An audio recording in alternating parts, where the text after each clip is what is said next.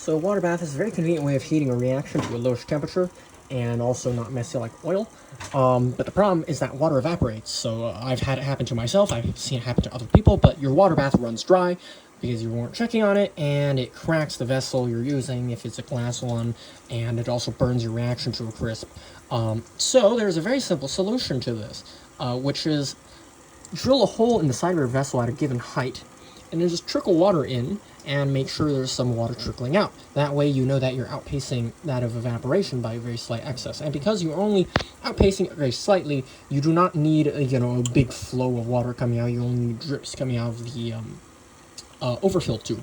Now, the problem with that is you can't adjust the height of it very easily, which you may want to do depending on what kind of vessel you're heating or how much liquid's left in the vessel, or etc.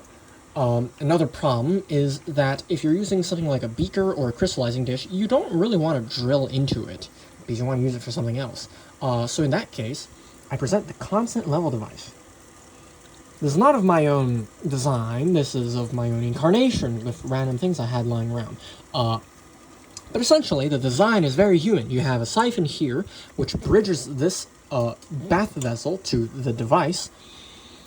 The water is well above the end of that siphon, so you do not accidentally break the siphon. And you have this sidearm, in this case a still head, which will drain water out. Now, the reason why this water is going in so fast is because I'm running it off my condenser water.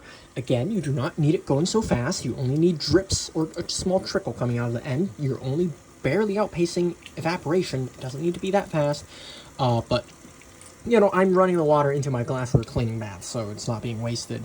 But essentially, the design boils down to this. You can use a test tube with a sidearm, and you just hook it up, and you have a siphon. And if you're going to leave it unattended for days or weeks, then you want to add a trap for any dissolved gases that decide to bubble out and fill the siphon and break the siphon.